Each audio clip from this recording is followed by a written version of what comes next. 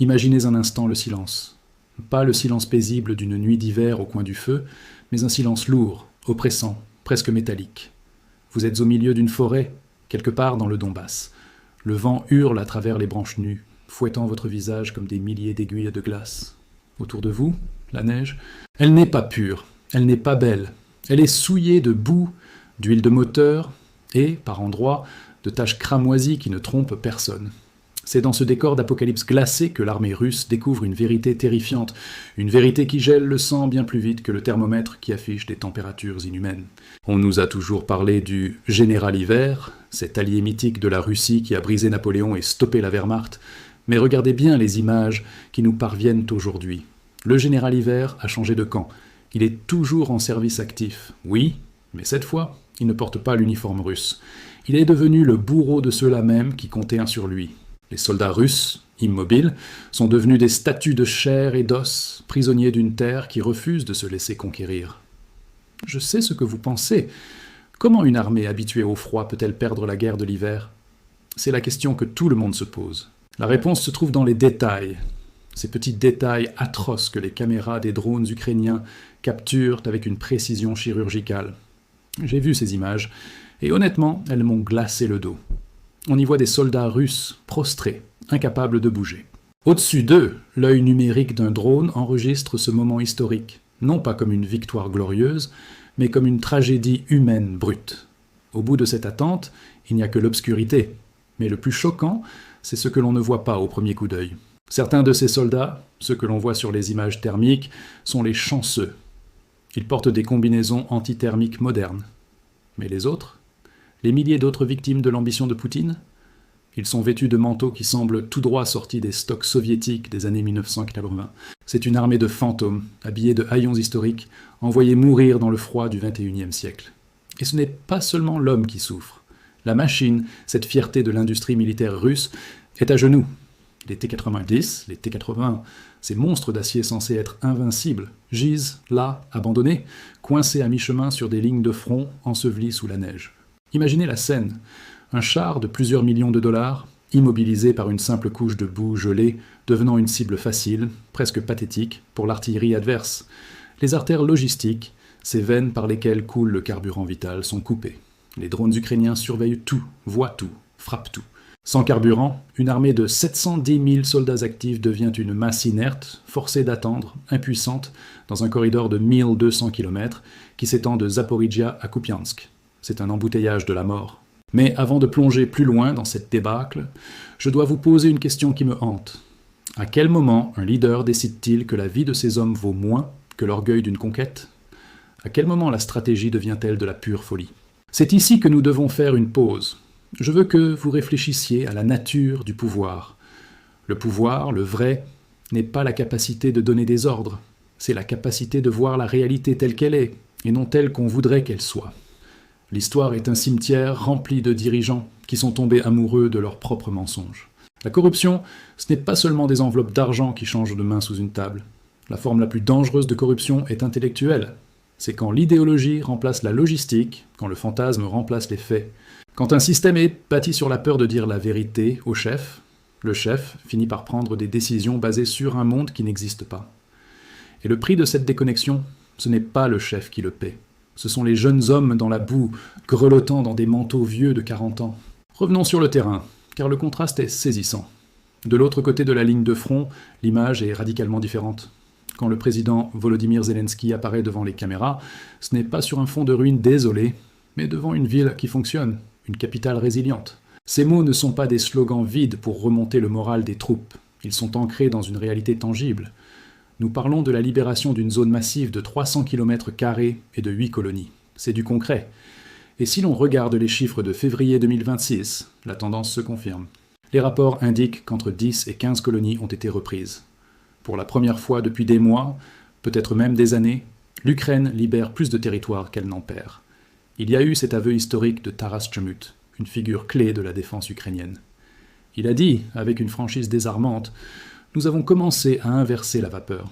Ce n'est pas juste de la rhétorique. Regardez les cartes de l'ISW, Institute for the Study of War. Les fissures dans la glace sont devenues des crevasses pour Moscou. Sur la ligne de front, Ce sont les forces d'assaut aériennes ukrainiennes qui ont brisé le statu quo. Les 82e et 95e brigades, sous le commandement du général Ola Apostol, ont lancé une offensive majeure sur l'axe d'Oleksandrivsk. Imaginez la violence de l'affrontement. Des parachutistes, l'élite de l'élite, poussant des groupes militaires russes au-delà des frontières administratives de la région. C'est une retraite massive. Des milliers de soldats russes forcés de reculer. Pourquoi est-ce si important ? Parce que cette opération a verrouillé l'axe d'Oleksandrivsk, stoppant net l'avance russe vers l'ouest. C'était l'artère principale pour atteindre le fleuve Dniepr. Et maintenant, elle est bloquée. C'est un coup d'arrêt brutal. Mais ce n'est pas tout. Au sud de Zaporijia, une unité spéciale, le bataillon de reconnaissance 132, a percé les lignes défensives ennemies. Ils ont ouvert les tranchées comme on ouvre une boîte de conserve. Les Russes se retrouvent à portée de l'artillerie ukrainienne, avec une seule option, abandonner leur équipement rouillé et fuir. Plus de 50 000 soldats russes font face à ce dilemme à Zaporijia. Leurs commandants leur interdisent de reculer. Mais la réalité du terrain, le froid, les frappes aériennes, la peur, est plus forte que n'importe quel ordre aboyé dans une radio. Et c'est là que la situation devient critique. Nous voyons des soldats pris en étau entre un commandement qui les traite comme du bétail et un ennemi qui les traque avec une technologie de pointe. Cela nous amène à une réflexion douloureuse. Que se passe-t-il dans l'esprit d'un homme quand il réalise que sa vie est sacrifiée pour une ligne sur une carte ? Arrêtons-nous un instant sur cette notion de responsabilité. Dans la vie, comme en politique, il y a une différence fondamentale entre la stratégie et la tactique. La tactique, c'est gagner la bataille d'aujourd'hui. La stratégie, c'est s'assurer qu'il y aura encore un demain. Ce que nous voyons ici, c'est l'échec absolu de la pensée stratégique. C'est une leçon pour nous tous, que ce soit dans nos carrières, nos relations ou nos projets. S'obstiner dans une voie qui ne fonctionne pas simplement parce qu'on a déjà beaucoup investi, c'est la recette du désastre. On appelle cela le biais des coûts irrécupérables. J'ai déjà perdu tant d'hommes, je ne peux pas m'arrêter maintenant. C'est le piège le plus mortel de l'existence humaine. Savoir s'arrêter, savoir pivoter, savoir admettre une erreur, ce n'est pas de la faiblesse. C'est la condition sine qua non de la survie. Reprenons notre souffle et tournons notre regard vers l'Est, vers l'oblast de Donetsk. C'est ici que la guerre moderne montre son visage le plus implacable. Depuis le début de 2026, les forces ukrainiennes tentent de libérer ce front. Et aujourd'hui, l'espoir renaît. Parlons de l'unité Phénix. Ce nom n'est pas anodin. Ils renaissent de leurs cendres pour mettre le feu à l'ennemi. Des gardes-frontières ukrainiens ont détruit 2 chars russes. Mais ce n'est pas la destruction qui compte, c'est la méthode. Malgré des blindages modernes, ces chars ont été immobilisés par des opérateurs de drones chirurgicaux, puis achevés. Comprenez bien ce que cela signifie. La doctrine militaire russe repose sur le mouvement blindé rapide, le choc et la stupeur à la soviétique. Mais dans les conditions hivernales, cette vitesse gèle. Et face à la précision des drones, l'avantage blindé de la Russie disparaît sous la glace. C'est l'effondrement d'une doctrine militaire vieille de 70 ans. Et puis, il y a cette séquence. Une séquence qui semble tout droit sortie d'un film de science-fiction dystopique. Nous sommes le 28 février, dans la zone du 20e corps d'armée russe. Le groupe Lassar est sur le terrain. Ils utilisent ces drones monstrueux, les hexacoptères et octocoptères, que les Russes appellent avec terreur Baba Yaga, du nom de la sorcière des contes slaves qui vole dans un mortier pour manger les enfants. Sur les images, on voit une course-poursuite incroyable. Un lance-roquettes multiples grades russes tente de s'échapper à toute vitesse sur une route forestière enneigée. Le moteur hurle, la boue gicle, mais le drone est là, implacable, silencieux. Il le suit, il ajuste, et boum, une frappe directe. Le véhicule continue quelques mètres, comme un animal mortellement blessé qui refuse de tomber, puis il s'arrête. Et là, le coup de grâce. Des munitions tombent du ciel, l'une après l'autre, faisant exploser le grade en un feu d'artifice mortel. On voit des soldats russes essayer désespérément de faire redémarrer l'épave en flammes. C'est futile, c'est pathétique, c'est la fin. 2 grades détruits coup sur coup. L'impact psychologique est dévastateur. La ligne Zaporijia-Donetsk est devenue un point de rupture. Il n'y a plus de zone de sécurité pour les soldats de Poutine, ni sur terre, ni dans les airs. Car même le ciel ne leur appartient plus. Les drones ukrainiens ont aveuglé l'ennemi en détruisant les radars et les lanceurs des systèmes S-300. C'est comme crever les yeux d'un boxeur en plein combat. Sans radar, la défense aérienne est aveugle. Elle tire dans le vide. Ces trous noirs dans la défense sont immédiatement exploités. Mais au-delà de la technologie, il y a l'homme. Et c'est là que l'horreur atteint son paroxysme. Les pertes russes sont si lourdes que trouver des soldats pour tenir les lignes est devenu un cauchemar logistique. Alors, qu'a fait le Kremlin ? Ils ont eu recours à une méthode qui dépasse l'entendement. Sur la ligne de Kherson, dans la 28e brigade de fusiliers motorisés, des médecins et des infirmières sont forcés de devenir des fantassins. Vous m'avez bien entendu.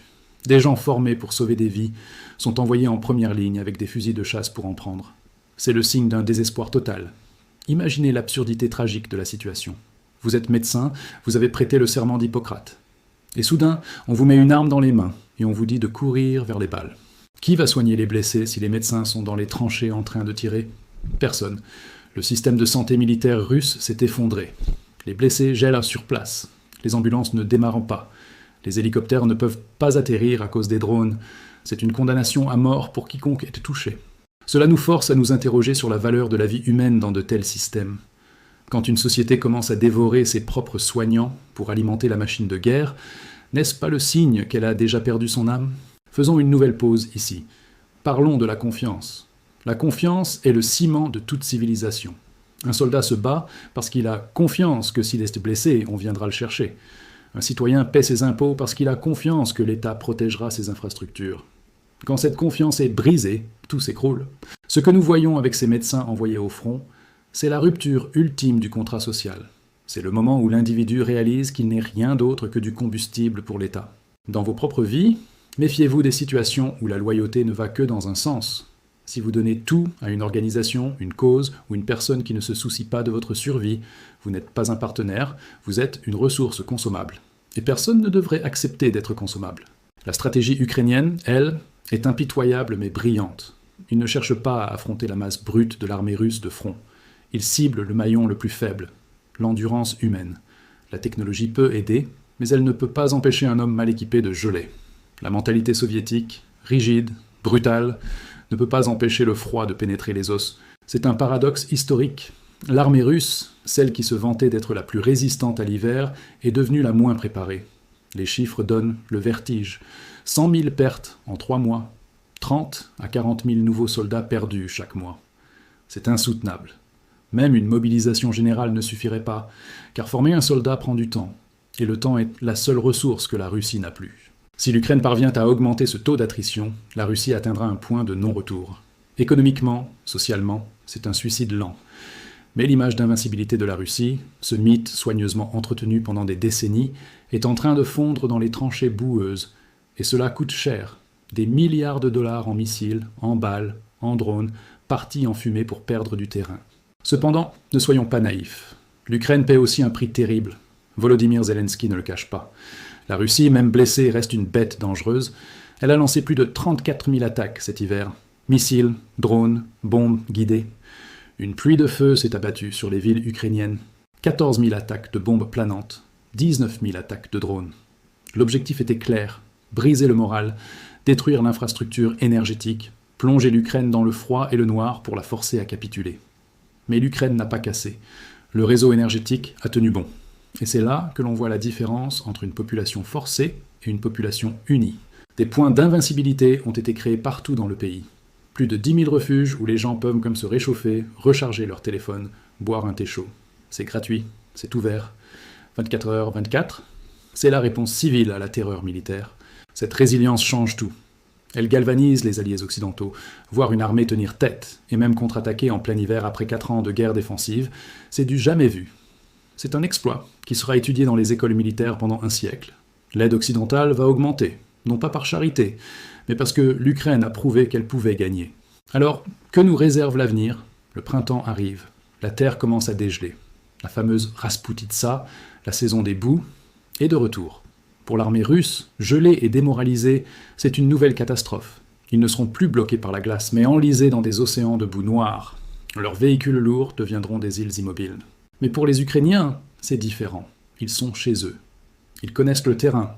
Ils ne sont pas des invités malvenus, ils sont les hôtes. Avec l'arrivée du printemps, les embuscades vont se multiplier. Imaginez cet avantage combiné à la logistique occidentale et aux véhicules chenillés modernes. Les analystes parlent d'un tournant critique d'ici l'été 2026. Si l'Ukraine maintient cette pression, la ligne de front pourrait s'effondrer définitivement. Bien sûr, la peur de l'escalade est là. Poutine, acculé, pourrait-il utiliser l'arme nucléaire? C'est l'ombre qui plane sur tout le conflit. Mais la stratégie ukrainienne est intelligente. Ils ne cherchent pas l'effondrement subi qui pourrait provoquer cette réaction extrême. Ils appliquent une pression constante, méthodique, une asphyxie lente qui déstabilise l'adversaire sans lui donner l'excuse de l'apocalypse immédiate. Avant de conclure, je veux vous laisser avec une dernière pensée, peut-être la plus importante de toutes. Dans les moments les plus sombres, quand tout semble perdu, quand le froid, physique ou métaphorique, semble avoir gagné, c'est là que se révèle la véritable nature humaine. L'histoire ne se souvient pas des armées qui avaient le plus de chars. Elle se souvient de ceux qui ont tenu bon quand c'était impossible. La résilience n'est pas l'absence de peur. C'est la décision d'avancer malgré la peur. Dans votre vie, vous traverserez des hivers. Vous ferez face à des situations où les probabilités sont contre vous, où vous vous sentirez glacé, isolé, dépassé. Regardez ce qui se passe sur ce front. Regardez ces gens qui transforment des tentes en points d'invincibilité. La leçon est là. Tant que vous refusez de casser, tant que vous gardez une étincelle de chaleur humaine, l'hiver ne peut pas gagner. L'histoire n'oubliera pas cet hiver 2026. Chaque soldat perdu par Moscou, chaque kilomètre de terre brûlée est une cicatrice sur le visage de l'Europe. Mais c'est aussi le terreau d'une liberté retrouvée. La route de Zaporijia à Kupiansk est longue, elle est douloureuse, mais elle mène quelque part. Le printemps arrive, la neige fond, révélant les crimes, mais aussi les bourgeons de l'avenir. L'hiver se termine, mais pour l'armée russe, le vrai froid, celui de la défaite et de l'oubli, ne fait que commencer. D'ici là, restez lucide, restez informés, et surtout, ne laissez jamais le froid éteindre votre propre feu intérieur.